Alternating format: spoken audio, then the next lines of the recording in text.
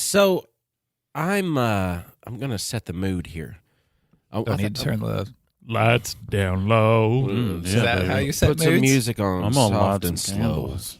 You know, we ain't got no place to go. This is a body horror, aka a gross, to set the mood. Earlier today, I was eating some bagel bites, and they were actually really good bagel bites. I air fried them. So if you've never air fried bagel bites, about 370 degrees for 8 minutes, and they come out tasty. Bagel bites are delicious. Perfect. They are delicious. They were anyway. So I'm eating these bagel bites, and I'm savoring them. And I took a bite, and one of the cubes of cheese fell. And I just reached down and grabbed it as it's falling. You can't do that here. And I grabbed the cheese out of my crock. Oh, you are the second person that I know that has got a food-related injury. With Crocs involved, or Well, Kirby was barefoot.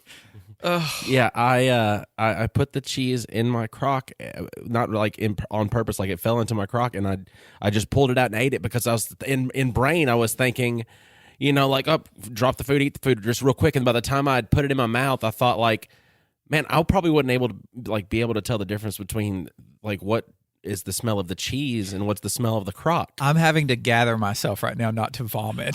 Like it's not a joke. I'm having to like close my eyes and breathe right now. Okay, look. Here's where I have a question. Please okay? ask it. So you, Austin, have forced me into watching this show called Housebroken. Yes. That has a turtle that humps a crock. Yes. Oh, that's that funny. leads me to the question. Oh, it's funny. It is. It's a funny show. That leads me to a question of, have you had an animal humping your crock? Because that would make it even worse if you had. Oh no! What if I ingested tortoise finish? Or Willie.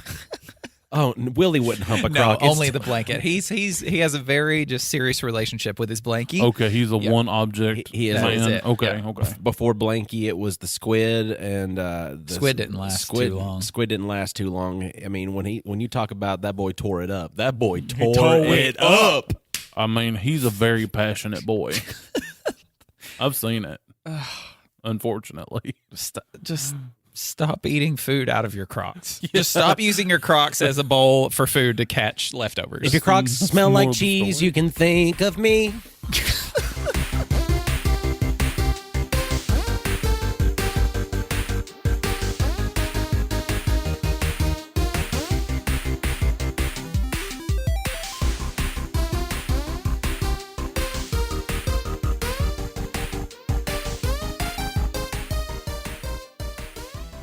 Hey everybody, I'm Dane Holland. I'm Austin Shazam Pfeiffer. And I'm Austin Tiny Zent And with we Bib are Fortuna. I didn't know you were going to introduce Bib. I didn't know you were going to give him too. Dang it. Bib Fortuna, the Pocket Man. Bib Fortuna. I got my own pocket man. Oh, geez. I think we're Nerd to the Grapevine. We're the podcast where four best friends gather weekly to talk about our favorite parts, past, present, and future nerd culture. Three of us today. No, there are not three of us because There you are just four of said us. Bib Fortuna Yep. is here in your pocket. Yeah, to be part he's of the a show. $3 action figure from my expedition yesterday. And he's wonderful. And he is. Who else would have bought a $3 Bib Fortuna at a used old nerd toy store? Me. And how would anybody ask you, hey, what adventures have you and Bib been on recently? I think they'd probably get on. I mean, you can get on Discord, or Yeah. any of our other socials because I documented his journey. He took pictures with his heroes, such as Godzilla, and we had a nice little adventure. He didn't get to go eat with us because we met after food, but we still had a lovely day together, and he said that he wanted to come and visit the podcast. Excellent. So if you have your own pocket man, get on Discord, show us pictures and talk about how cool your guy is, and we're on there live, uncut, uncensored, and irrevocably circumcised, bruh. It's true, we are. And what's funny is before the show, we talked about mixing up how we end the show, with our usual jargon of visiting places. And I was like, let's do Patreon first. And then I just did Discord first. We just talked about the plan. Yeah. Well, I already screwed it up. deviate. But it sounded good. I think it worked did, well. it fit, yeah. I support you completely. Thank you. And if you would like to support us completely, get on Patreon. Look up Nerd Grapevine. Donate a little bit of money. You can keep the podcast going. You can maybe give us a little bit of money back for all we've spent to provide said podcast. This Please. it's all been for free, but it's all been for fun. So, maybe money. We're so broke. We're all so broke. Yeah. It's like the movie, the show Two Broke Girls, except it's four broke men in an action figure. And that's just it's not just because we're in our 30s. No. That's another kind of broken. No, oh yeah, everything is. You guys watched a movie, and Tiny was like, "You guys need to watch this movie," and I was like, "Yeah, that sounds good." But Austin knows me well enough to know he's not going to watch that movie, and I didn't watch the movie, but you guys did, and I want to be more of the listener with questions as you guys tell me and everybody else about the movie. Yes, we watched a movie called A Knock at the Cabin. It's based on a novel called Cabin at the End of the Universe or Cabin at the End of the World. I don't remember. It's Cabin at the End of the similar blank. title. It's a cabin at the end of something. Sure. And I'm not really going to say protagonist, but I'm also not really going to say antagonist, is Dave Bautista, the wrestling man. He's one of the main guys, and it's a deviation from the things that we normally see him in because, I mean, when I think Dave Bautista, the actor, I think of Drax. Oh, yeah. Which, is good in its own right, but this is intelligent, calculating Dave Bautista, something we've not seen before. And just the way he's shot, he's shot kind of from a low angle, so he looks even more massive than he is. And the cool thing is, I've read the novel. Oh, okay. It is almost word for word the same as the novel, and his character Leonard is a huge man in the book, and it really it makes you feel one way at first, but then your view of him as a character changes throughout the course of the storytelling. And at the beginning of the movie, you see a little Asian girl. Her name is Wynn. Mm-hmm. She's adopted by her two fathers, Daddy Eric and Daddy Andrew, and she's outside catching grasshoppers and putting them in a jar. This is going to be kind of spoiler-y because Can we go ahead? Just go ahead and hit it. Okay. Just in case, just cover it. I'm going to talk about the whole movie. Not to spoil it. No, I'm going to talk about the whole movie. You're talking about the whole movie? Okay. It might as well be a spoiler-laden wasteland just Not because for a while, right? to talk about the things that would, I don't know, be a twist, not a twist. Here's a thing that happens, or could it happen? Like, to not talk about that, we might as well say, hey, we watched Knock at the Cabin, so the next thing is... Yeah, you're kind of right. But don't let the spoilers deter you from watching it, because I still have so many questions, and I've seen it 3 times already. But like I was saying, when she's out catching grasshoppers, and she's a really intelligent little girl. She's around 7 to 8 years old, and she's documenting, their sex and their color and their behaviors, and she's giving them names and putting them in a little jar because she's wanting to study the grasshoppers. That's how her brain works. That's how she nerds. Mm-hmm. She studies things, and she wants to be, some kind of animalologist. Just blanket statement. Yeah. And as she's out there, this giant man who's Dave Bautista just starts walking down the road to this cabin that she's staying with her dad's that is so secluded. There's no cell phone service. Like, there's nobody for miles, and here he comes walking down the road. He's dressed not necessarily casual, but like a button front shirt, a pair of khakis, and some nice shoes. And he's like, hey, Wynn, speaks to her by name and says, let's be friends, and helps her catch some grasshoppers. And they play this little question asking game that it feels kind of creepy. Very outset, I'm thinking, I don't know if you want to censor this word, but it's kind of pedophile-y feeling at first. Yeah. But it doesn't go there at all in the movie. Thank God, because it's a horrendous thing. Yeah. And as you go throughout the story, you don't really get that feel from them anymore. But at first, it's just the ick. You feel the ick. Stranger danger. Yeah, because here's a grown man talking to a small child, like, let's be friends. Like, what? Not just, speaking to him like this, like, hey, kid, what's up? What are you doing? You collecting some grasshoppers? No, he's like down on one knee. He's talking directly eye to eye with her. He's like, I see that you like grasshoppers. And that's just creepy within itself, but you don't know the intention of the creepy whenever you're seeing it. Yeah. Like, and the intention of said creepy isn't even supposed to be creepy. It's just masking a plethora of, oh my God, feelings inside of him. Yeah, exactly. And not in a pedophile way. Right. Good. And you get the feeling throughout the movie that he's the more sensitive type. And that gets explained a little later on in the movie. I don't necessarily subscribe to what they say, but that's for later down the road. But he pulls a flower out of his pocket and he said, I picked this and I think it's for you. He said, I don't know why I picked it, but I feel like it's for you. But if you don't like it, we can use it to play a game. We can pull off petals and ask each other questions. And they do that. And they're, like, what's your favorite color? And then they get a little more personal. Like, how'd you get that little scar on your lip? Asking when.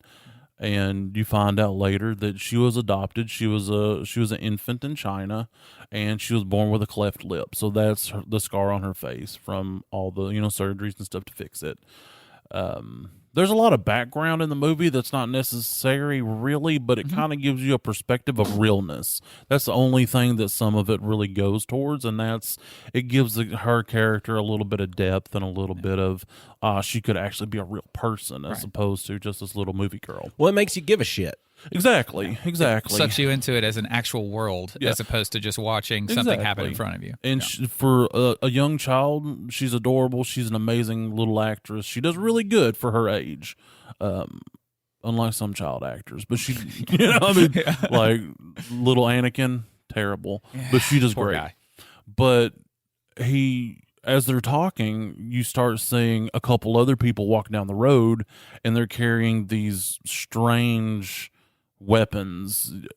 Like one of them is like an axe and a pitchfork with a sledgehammer head dangling off the bottom via chain. What? Yeah, they're all very like handmade. Yeah, they are straight out of Borderlands. Yeah. Oh, okay. Yeah. And she looks at Leonard and she says, "Why are you here?" He said, "Well, I reckon I'm here to make a friend, but I'm also, we have a decision, you have a decision you have to make. So what I need you to do is to tell your dads to let us in.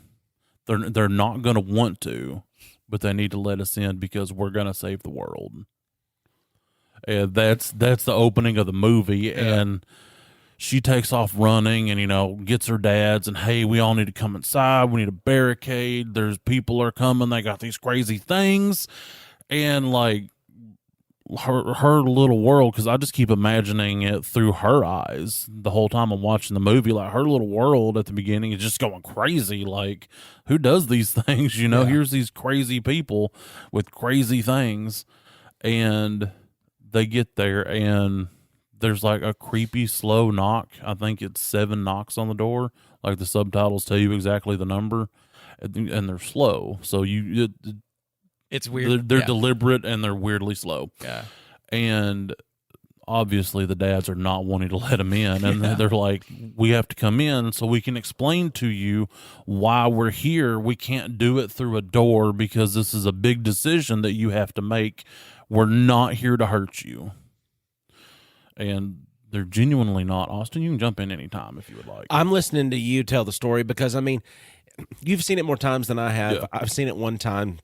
I do recall a lot of it just because I paid close attention to it because you said previously on a podcast episode, like, you need to watch this. Yeah. And I said, I'm going to watch this while I'm watching this. Yeah. So they get to the part where they're having to make the decision on whether or not they're going to be letting them in the house. They, of course, are having their arguments back and forth through the door, but the argument is just getting more heated from the inside because Dave Bautista's character, Leonard, is on the outside of the door just going, escalating this is not going to help the situation. Yeah. We have to come into the house. It is necessary. You have to. Yeah, like he's almost like Jedi creepy calm throughout the whole exchange. And Daddy Eric and Daddy Andrew, I'm just going to call them Eric and Andrew, even though Daddy's tacked on throughout the whole literally thing. the whole thing. The whole movie, because, they're her two dads. Yeah. they're like, no, we're not going to let you in, and they're getting more heated, more excited. You know, they try to open their phones. Why do we say open our phones? They don't open Do they have anymore, flip but phones? you get the idea. You know, they try to activate their cellular device to, you know, call the police, call the army, call the National Guard, call anybody. Obviously, that's not working because the whole reason they picked this cabin was they could unplug from everything. Yeah. And then they run over to the landline, which they checked when they got there, and it's not working. And Leonard says, if you don't let us in, like, and this whole time he's just like Jedi calm. If you don't let us in, we're going to come in anyway. We're not going to hurt you. He keeps reiterating that we're not here to hurt you.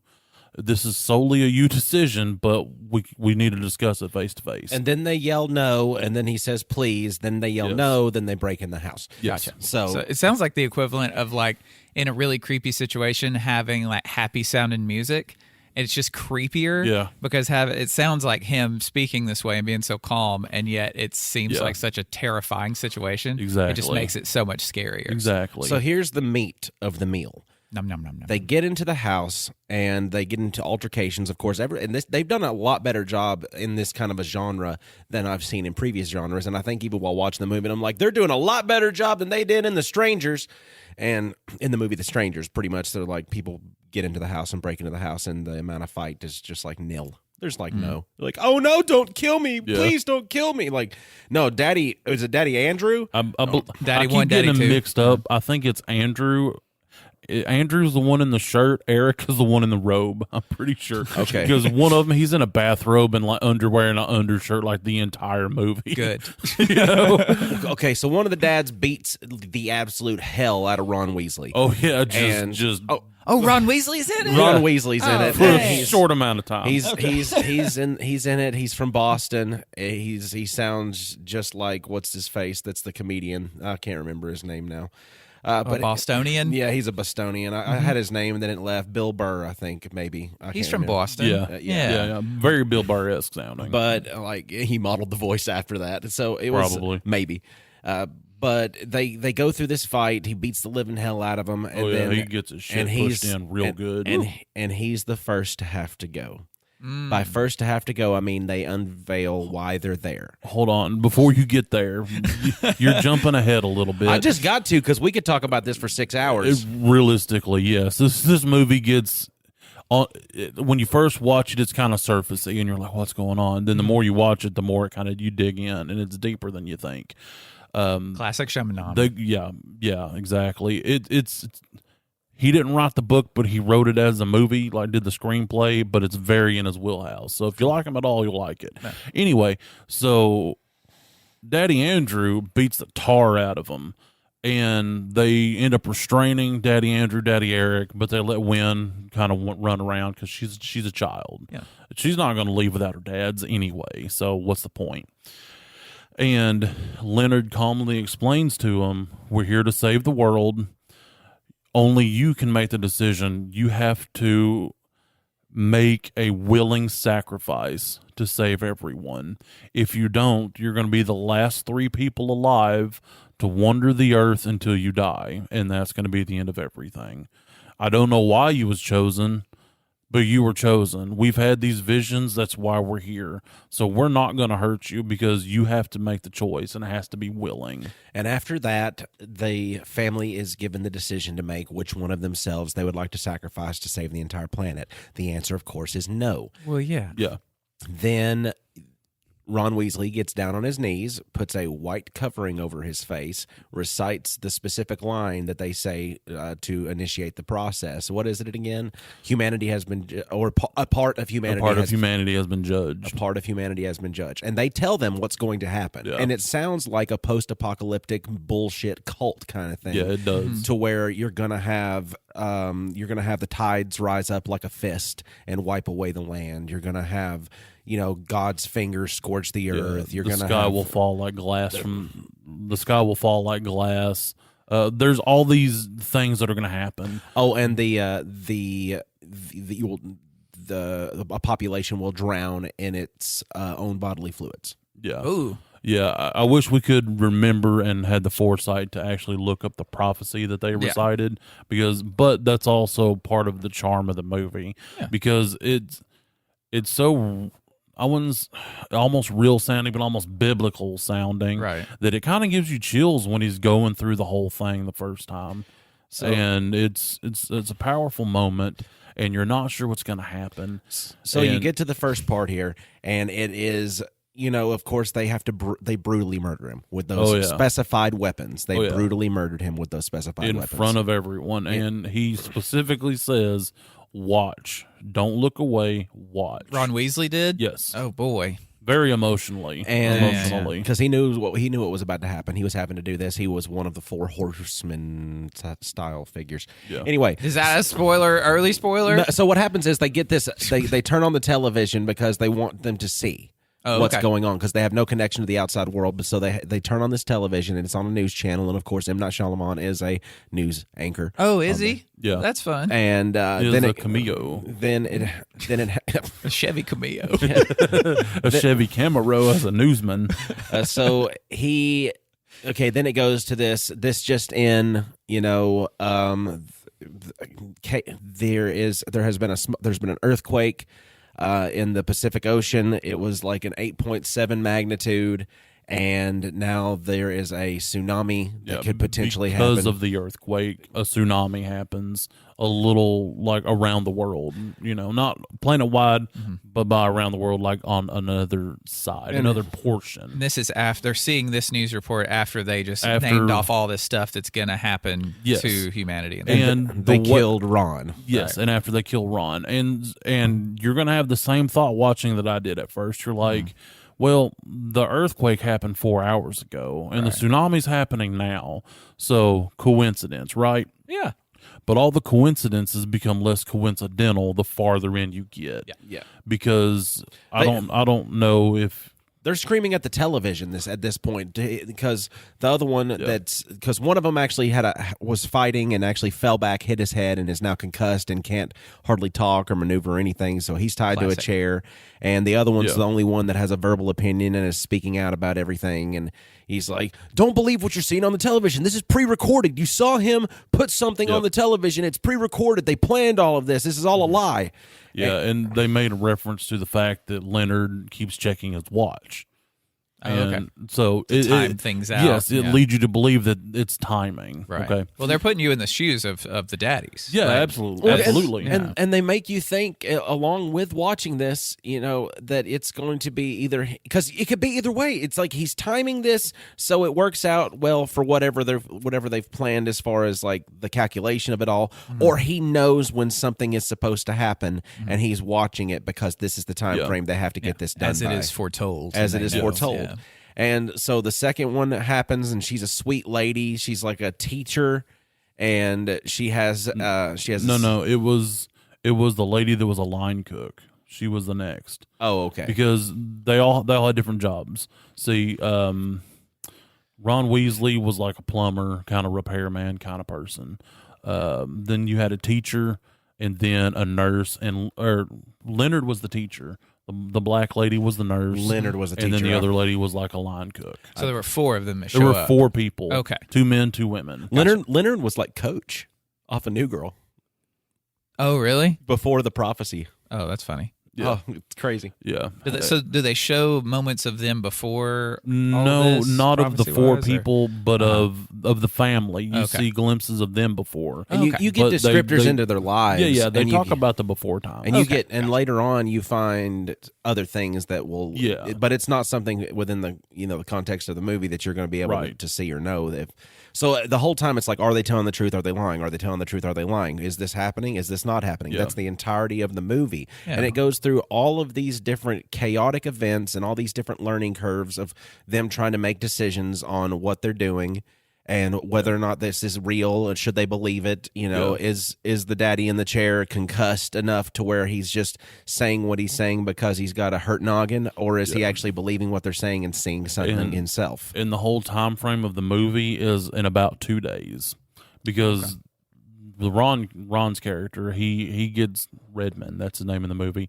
He gets killed, releases a plague, whatever you want to term it, on day 1, and then each time a decision has to happen, it gets increasingly faster. So the second day is when the second third, and fourth sacrifices. When the second, third, and fourth plague has to happen. It's very, Revelation-y, Armageddon-y stuff. Yeah. So next one goes, next thing breaks out, and it's a little closer to the time that, everything happened. So it's less coincidental than the first one. Then the third one happens, and it's like mind-boggling. The second one was if we hadn't have gone through the pandemic already, and seeing the way that the influenza mutation spread in that movie to create the people drowning in their own mucus. That it's one of those things. Like, we went through the pandemic. We kind of saw all this, so that's not really all that shocking. But the coincidence of that popping up right then, that was just another coincidence of this popping up right then. So it was enough that we're desensitized to it, yet we still question.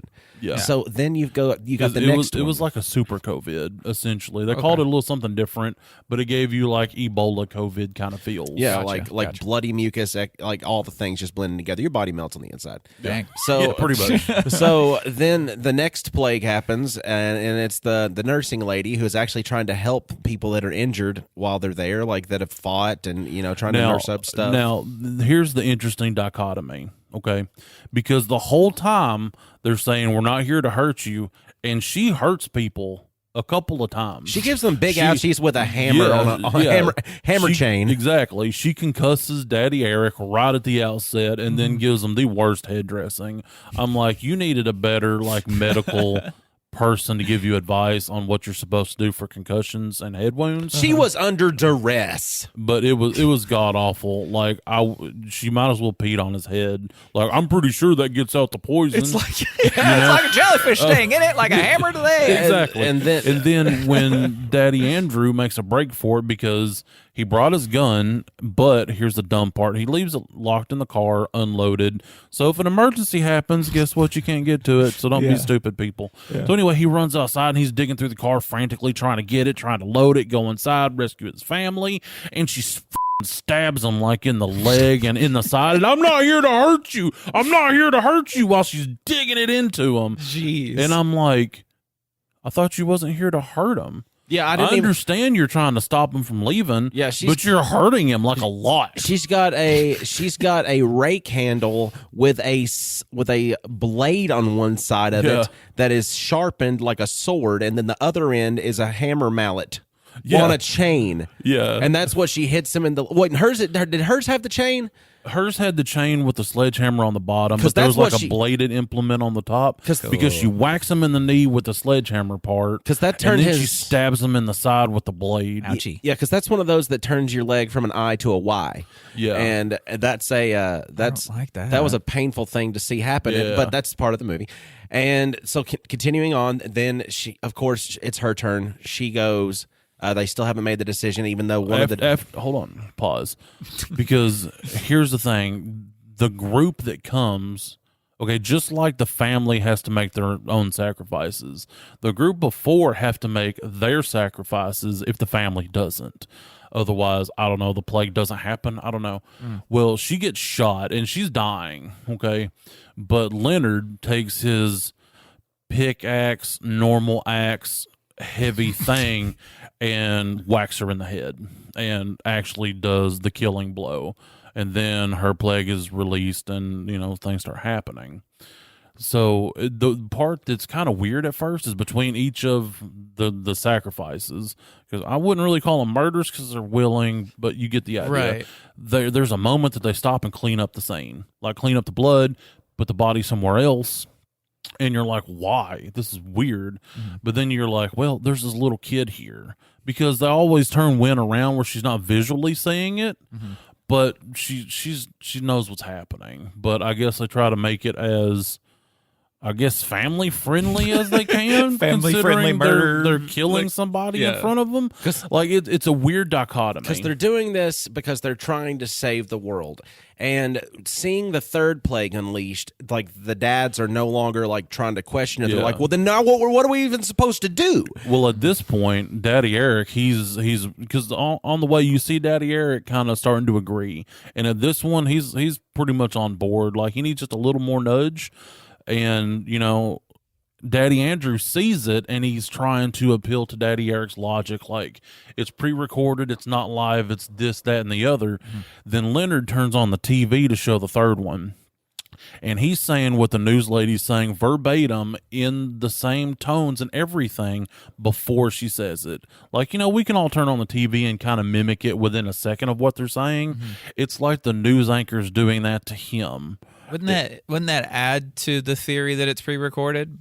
But No, we but also this one is a live broadcast. We also though. forgot The to third mention one is. that these 4 individuals have talked about these plagues and the things, Yes. not because they've read about them or they've been told about them, but because they've been getting vivid They've had mental visions. imagery constantly for X amount of time, that it is now ingrained into their skulls that this is going to happen in this exact way. And Bautista's Leonard is just, he's seen it so much, and he talks about the worst part is the screaming. Yeah. The worst is the screaming. It's everyone is screaming, and he's seeing all of the he's saying it verbatim what she's saying on the TV as every airplane in flight drops from the sky and just crashes. Yeesh. Like some of it like gives you chills because of how just wild of a situation is happening. And like I said, at this point, this is a live broadcast where the other 2 weren't. They were just a news regular news okay. broadcast. I thought it was all like Yeah, live no, news the first 2 things. wasn't. Okay. This third one was live. I got you. Live breaking. And yes, like it goes like interrupts like a little kid's cartoon to give them this. You know what I'm saying? Yeah. And so you're like, what? You're like, are they real? Because not only were these 4 people getting visions, they're from 4 very different areas of the country. Like they're not close. They never would have met in real life. 4 different people altogether, Yeah. and 4 different backgrounds altogether, Yes. and 4 different demeanors altogether. Yes. Like And they meet online via message board. I assume it's like Reddit because they say message board. Like, I've been I mean, having that's these what Reddit visions. is. Oh, me too. Yeah, and and then when they meet, they've all been having the same visions. They've had visions of each other. When they met, they were wearing the clothes that they wore in the visions. Like these people are in it. Yeah. They're like, one lady's like, I wasn't religious before, and I wouldn't call myself religious now, and I thought this was all hooey, but when I showed up, everybody was exactly as I had envisioned in my head. They all made they call them tools. They're not weapons, they're tools. They got those in a vision. They all crafted the ones from their vision. So like all these 4 people are having these same visions. Yeah. And there's no way that they could have beforehand. Yeah. Yeah, they're tools because they're not there to hurt anybody with a sledgehammer on a chain that they're has only a pike on the other end. Yes, they're only there to hurt themselves. And Yeah. then you get to the last one, which is Leonard. And there's, more scuffling with a gun.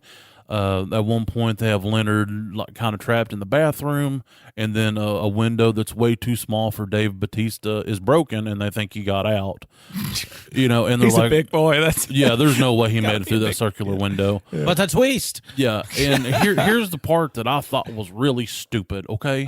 They're like, well, we need to make a run for the car. Well, our car has a flat, so if we run, maybe we can find the vehicle that they came in. Because, odds are they all rode together. Yeah. And they're like, well, what if he's in the bathroom? Well, yeah, we locked him in there. But what if he got out because we just heard the window break?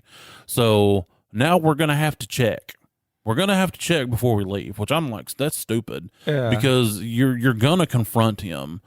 Either he's in there or he's not. You got that as a 50-50. It was the classic horror Yeah. movie white person decision. Like, should I run out? Should I Yes. run out the front door to freedom, or should I go back in the other room? Yeah. I'm going back in the other room. I forgot my contacts. Yeah, exactly. And I've got 1 round left in my pistol because it's all I had the time to load. They open the door. Or no, I think he had like 2 rounds. There wasn't many. Opens the door, shoots through the curtain. Guess what? Leonard's in there. He tackles Daddy Andrew, takes the pistol from him, and is kind of holding him at gunpoint, still saying, I'm not going to hurt you. And he goes, this last part I would like to do outside. So they go outside, and he sits down in a rocking chair. And Dave Bautista's a big old boy. He's vascular. He's even bigger in clothes. Yeah, he looks bigger wearing clothes than he does not wearing clothes. Because you know how normal people are supposed to look in clothes. Yeah. I mean, we've seen all sorts of sizes around here, but we know what normal people look like in clothes. And you see Dave Bautista in clothes, and it's like, who dressed the ogre? Yeah, exactly. And not to mention his cool tattoos and all that. And like his still really gentle demeanor, which like the whole time he gets a little excited at a couple points, and then he's like, I'm sorry, I shouldn't have yelled, you know. That just adds to those moments too, because it's so out of character, but it makes sense for somebody to be that way. Yeah, exactly. And he's like, I shouldn't have been like that. You have a hard enough decision to make, and by me yelling, it's just making it worse. Yeah. You know, so in a way you feel sorry for him. And then he talks about the screaming, and he's like, the worst part is I know it's not going to stop. And God's fingers shall scorch the earth. Yeah, that's the last part of the prophecy. And they let Wynn kind of go in this treehouse on the property with the headphones. I don't know why they decided to do this for the last one, but whatever. Yeah. Plus, there could be But more. it allows the ending to happen, okay. which we'll get there. So that's probably why. Okay. So she's up in the treehouse listening to music or audiobooks or whatever she does. I'm not here to judge. Probably our podcast. Could be our podcast. Yeah, That explains why her face was so grimacy the whole time. Yeah. And so Leonard puts the gun on his lap and reaches down in his boot and pulls out a big old knife. And he's sitting there holding it like against his arm, like you think he's going to slit his wrist or something. Mm-hmm. And he's just talking about how terrible it is. And, you know, I really need y'all to make a decision. It has to be willing. You know, this is the last. When I go, everybody's done. And if you decide you want to change your mind, if I do this, you just have a few minutes to save people. Otherwise, you know, you're going to be the only three left. And then at that point, he slits his throat. Ooh. And, you know, obviously you do what happens when that happens. Yeah. And then Daddy Andrew and Daddy Eric, they're watching lightning happening, like crazy lightning storm. Trees are exploding into fire and exploding. And then Daddy Eric and Daddy Andrew have the gun in their hands, because I think Leonard hands it back to him. Yeah, honestly. Gotcha. And he knows there's one bullet in it left. Yeah, kind of thing. Yeah. And he's like, I'm about to do it anyway, you know. And when he does his thing, he says, all of humanity has been judged. And then so the sky starts falling and the fires are happening. And Daddy Eric's like, hey, I believe I'm willing to be the sacrifice. You have to be willing to pull the trigger. And Daddy Andrew's like, but I can't do that. You know, you're the love of my life. And he said, I don't know if it was the head wound Yeah. or if something is actually going on here, but I've seen your lives together without me. He's having the visions. Like, he's having visions of the future of Wynn growing up and him, and they're happy. Yeah. And he's like, you know, I'm willing to do it, so do what has to be done so I can take these happy thoughts and visions with me to whatever's next. And, you know, there's the classic lover struggle of, I don't want to do this. Well, baby, you have to. Right. And then you go out and you see Wynn sitting in the treehouse, kind of sitting up fetal style, you know, with her holding her headphones on, and you can tell that she's kind of crying, and then you hear a gunshot. And you don't know at first who it is, because Daddy Andrew's like, I can't do it to you, so you should do it to me. And then you see Daddy Andrew come up to the treehouse, and Wynn takes off her headphones and looks at him and says, did Daddy Eric save everyone? Did we do it in time? And they hold each other and cry. Gotcha. You know, and it's sad. Like, it's It sounds very sad. It is a sad, but Because you go into it thinking it's like this horror movie, and you know it's Shyamalanian. it's not at all. It's not horror-y, and it's not suspensefully, really. And it's not a But Butta it should twist. be. There's no Butta twist, because if there was a Butta twist, you'd be going around the entire time in circles. Just Butta twist. Maybe they're lying. Butta twist. They're not lying. Butta twist. The apocalypse. Butta twist. It's not. Yeah, like, I can't believe it's not Butta twist. It's a roller coaster of emotions, but all inside of you. Like, if you ask me, the movie's an art piece, and I don't say that lightly, because, you know, people say about Bird Box, F Bird Box in its A. It could have been so much better. It could have been way better. Could have been so much better. But However, this movie it takes you on this adventure, this journey, Yeah. and this struggle of these two guys and this daughter. Like they're a loving family. They don't want to do this, but they don't want everybody to die either because they care,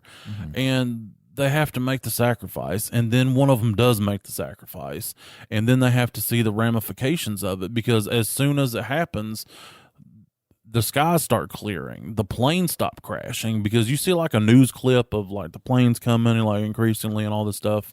At one point, you get a nurse that pops on there and she says, it just started and we're already going into our second hour without someone dying from this disease. Well, that's a little farther on because they start, walking down because, the cabin's on fire. Yeah, that's at the diner. Where everyone is, like the four horsemen, and they kind of go through this thing of what each of the four people represented.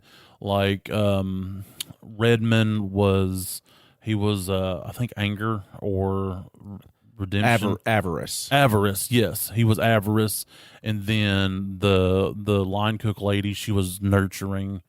Then the nurse lady was healing, and Leonard was leadership and like fatherhood kind of thing.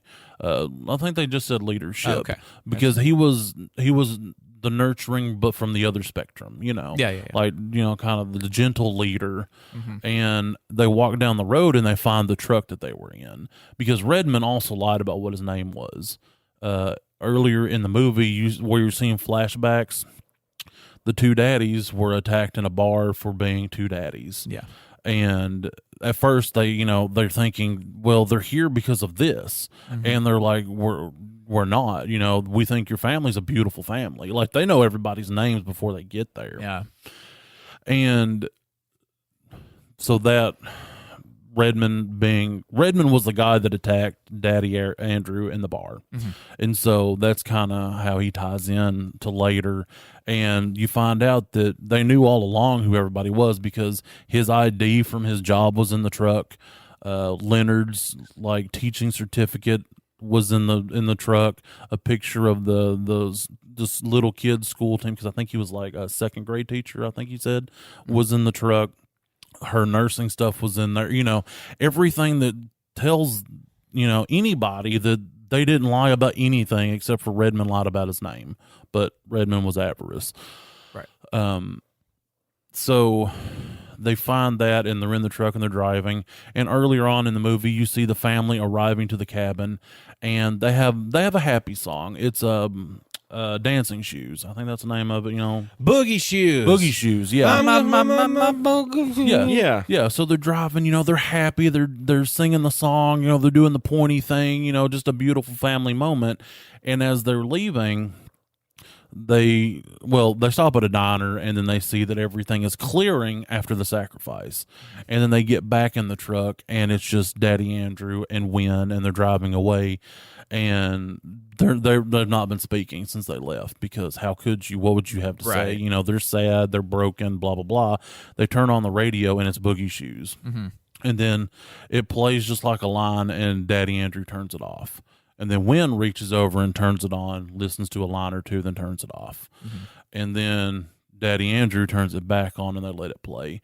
So it in my mind, that was Daddy Eric telling them, I'm glad I did what I did. I'm still with you in spirit.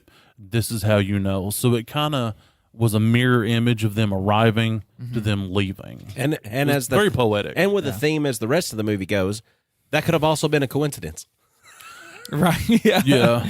Well, I mean, like I said, it gets less coincidental as you go. It sounds like and of course, based on this on what you guys have told me, but it sounds like that radio moment was the song playing was their happiness, right? Yeah. It showed them being happy during that. Him turning it off is no, happiness is dead, and her turning it back on, like, I want to feel something good, and then like, no, like it's just why be happy?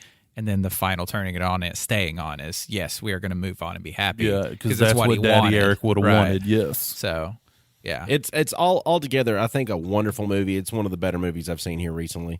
Is it gory in the kill stuff? No. Not as bad as like- it could be. It's not Saw or Hostel Good. or Yeah, anything like, else like that. you It's like see- squishy sounding. Yeah, you hear it more than see it, and you see like a minimal. Like you see a little bit of red on the back of Redmond's head when he bites the dust. Yeah. But that's really it. Like you don't see puddles of blood or nothing. Okay, cool. Like it's very gore free.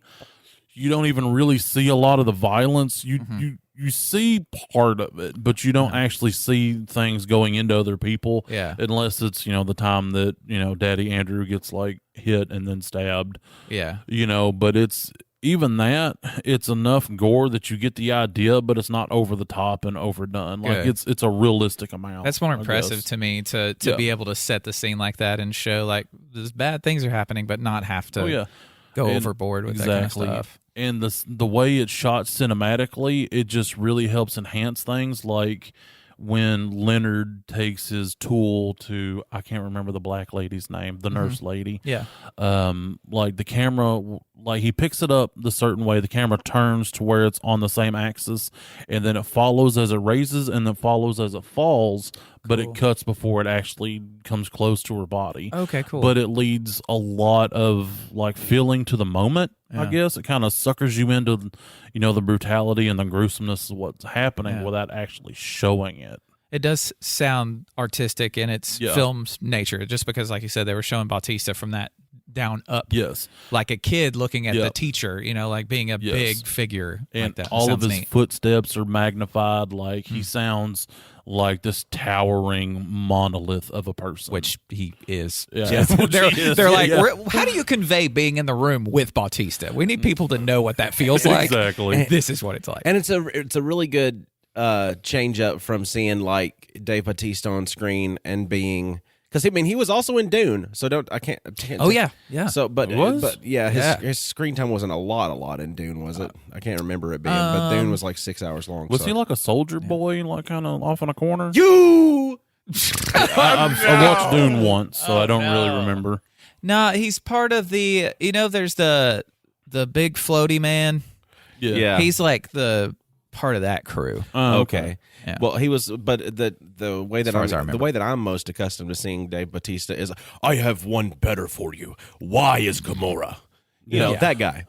Or finger on throat means death. But speaking of getting on Reddit and being part of something, that was a while ago we mentioned that. Well, is this a segue to Reddit 50/50? No, this is Okay. one of those things to where you get on Reddit, and I was actually asking questions about the people that were living in the bend of the road up the street. Yeah.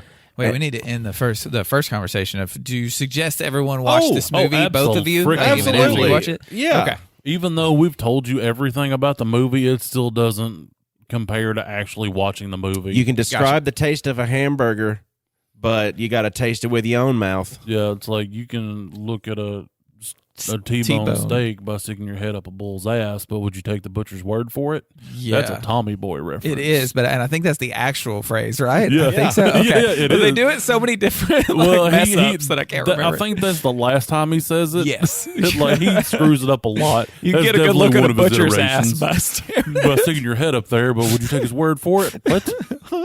But it's got to be your bull. yeah. Yeah, but you should definitely check it out. It Yeah. is well worth the watch, even though Yeah. you know all the spoilies. Yeah, and it sounds like a cult, like you said, it's culty-ish, but at the same time, Yeah. because it's all reality in the movie, Yeah. it's not culty-ish.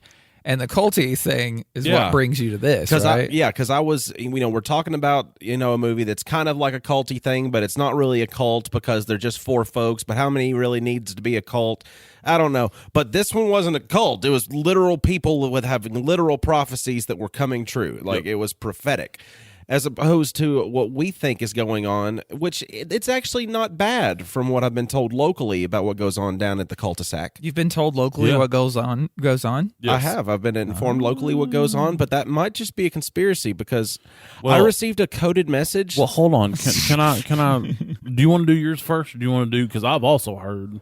Oh no! I mean, mine's something that somebody sent me. Okay. Well, I mean, mine was somebody sent me too, but it wasn't an inside review. Like, you have a neighbor that's a listener of the show. He's one of my really good friends. He shall not be named in case, there's some stuff going on that's really not what he said. Sure. I was told it was like a backwoods country baptism kind of thing. But I'm like, they operate a lot. That's a lot of bad. That's just what they want you to believe. Yeah, I think that's the public story. Now you can go ahead. There's no signage for this There's place at nothing. all. Do you want to hear our message from Anya? Yeah. Oh, hold on. It's recorded. Is it on your back road? No. In the shadowy realm of the cul-de-sac, nestled at the eerie convergence of a desolate road and a murmuring creek, the cult's malevolent influence ran deep. Whispered tales spoke of dark rituals, blood-soaked altars, and sinister chants that echoed through the night. When Nerded Through the Grapevine podcast's fearless host, Tiny, fell victim to the cul-de-sac's treacherous trap, his screaming eagle-filled red Chevy HHR's tires punctured. Stranding him, panic gripped his heart as he realized the horrors that awaited him. But amidst the encroaching darkness, fellow co-hosts Dane and Austin refused to stand idle. Armed with unwavering determination and a cache of intellect, they embarked on a perilous journey to rescue their captured comrade. Armed with nothing but their wits and an arsenal of nerdy gadgets, they followed the twisted path that led them to the cul-de-sac's malefic domain. Undeterred by the unsettling aura, Dane and Austin wove through the trees and concealed themselves in the thick undergrowth.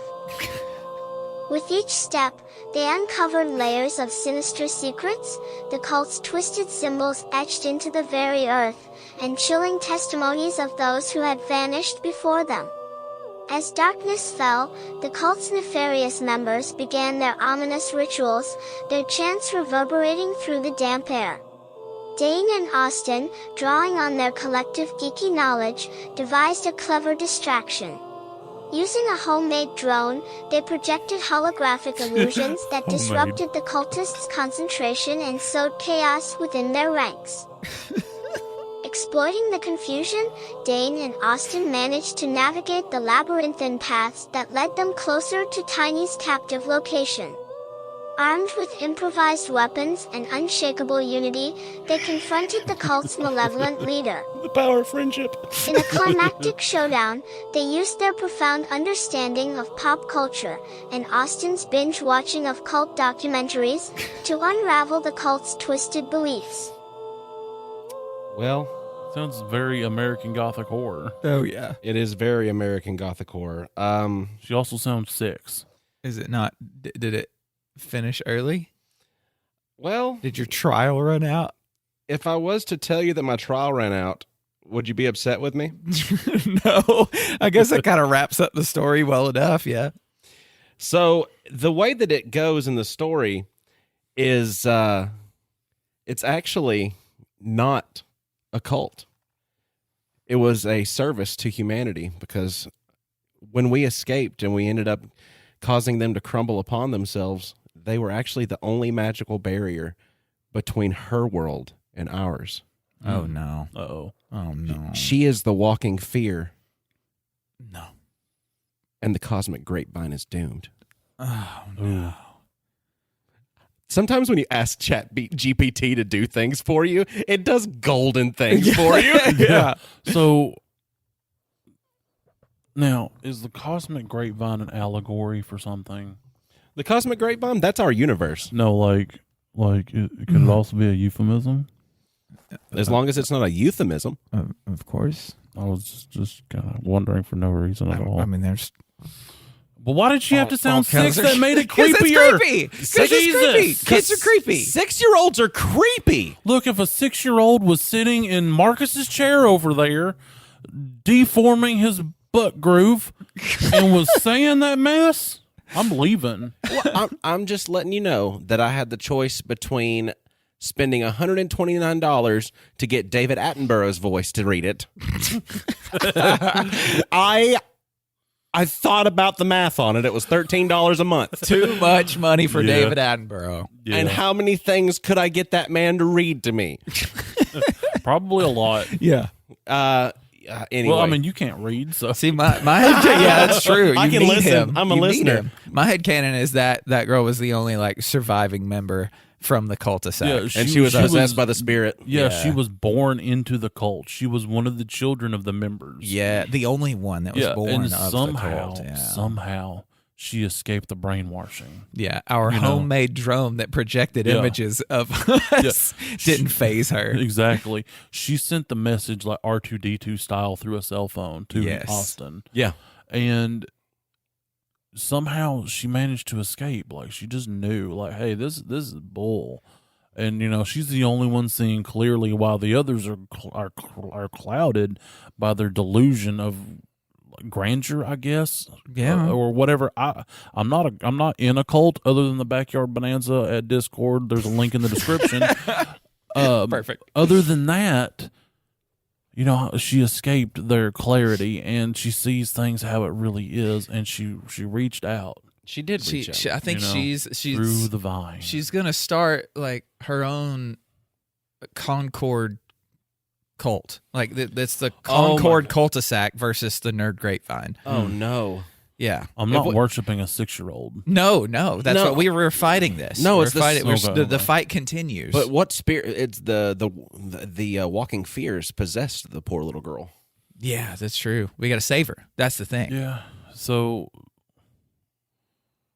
until next time, it's like she's like a grape that's been raisined. The only thing that I could think of that could save somebody, and you have to follow me here. I'm following you. I've got my GPS pulled up, and you are my destination. It depends how possessed she is. Like, if it's like a hard possession, the only way for her freedom might be her demise, and that might be what seals the portal closed. So we might have to destroy her physical self to free her spiritual self. Oh, no. Because our flesh meat suit bags, they're prisons for our spirit, souls, and whatever's on the insides of us. So we have to make her inside meat suit her outside. Are you working for the cul-de-sac? No, I'm just trying to figure out how to set this little girl free. I think that's part of our journey, is we have to figure out if this is like a hard possession or if like it's just a misdemeanor. Yeah. What is possession a misdemeanor? What is possession? What you're possessing. Well, if it's simple possession, it depends on what substance, but most of the time it's just a misdemeanor unless it's a certain substance. So we're trying to figure substance? We're trying to figure out if this is a misdemeanor possession or a felony. I mean, possession if you're in simple possession of a human body, then that's felony. Okay, so we're working with a felony for sure. Yeah. As a former officer, you would be the one to ask. As a former officer, if you've hijacked a kid, they're going to get you. Gotcha. Okay. Gotcha. Good. Gonna get you. So, hop over on Discord and talk with us on how we can some way free this 6-year-old from the possession of the Concord cul-de-sac instead of having to delete her completely. Yeah, we don't want to make her insides or outsides. Absolutely not. She's a child. We don't want to do that. No. Well, thanks for joining us this week. This is a lot of fun. Now I have a new movie that I have seen in my head, but since you mentioned that the cinematography of it was so different, like I do want to see it. Yeah, like it's definitely it an art sounds piece. Scary and freaky. It presents as a scary, and it is kind of scary. It's almost like a heartwarming. Yeah, it's the idea is more scary than what actually happens in it. Okay, yeah, because it was one of those types of movies that seeing the actual trailer for it doesn't tell you. It don't take you jack. Doesn't give you a good vibe of what it's actually about. So join the the trailer-free champions, and you won't be thrown off. Because I'm sure some people went into that wanting to see a horror film and didn't get it. Yeah, because it's I went in presented blind AF. Yeah, My sister said, "We watching this, boo." It's presented like the Evil Dead movies in the trailers, kind of. Yeah. And the Evil Dead movies are funny. The Evil Dead movies actually are funny. They're really this funny. is not funny. Well, if we had a trailer for the show, it would seem very scary. But then once you get here, it's not so bad. Yeah, it's a single wide, but we got it nice on the inside. Yeah. Our podcast is a single wide, but it's nice on the inside. We have 5-star accommodations here, so on every place you listen to us, give us 5 stars because that's what we give you. All of them. We need all of them. We need you to take your tools, not weapons, and to engrave 5 stars into our podcast of wherever you're listening to it. And once you've done that, you can turn to the person closest to you that isn't Tiny because he's been asked a bunch lately. Austin, Who? when life gives you grapes, what do you do? When life gives me grapes, I'm going to count them, and it turns out there are 4 of them. Each grape represents a piece of humanity that I have to decide whether lives or dies. What are the 4 humanities that the grapes represent? They represent Diarrhea is one of them. IBS. Get it right. Get it right. Absolutely. Diarrhea happens Yeah. sometimes. So IBS. Mayonnaise? Mayonnaise? Yeah. Mayonnaise Yeah. is an aspect of humanity? Yeah. Mayonnaise Yeah, it's what, is- yeah. Oh, so you've got... I like it, but a lot of people don't. That just sounds like white people. Are we just judging white people? It's an allegory. Okay. It's an allegory. Lack of seasoning. And, hold on. Inability to The- jump. The fourth one. The fourth one. Diabetes. Diabetes. And I shove them in my insulin pump.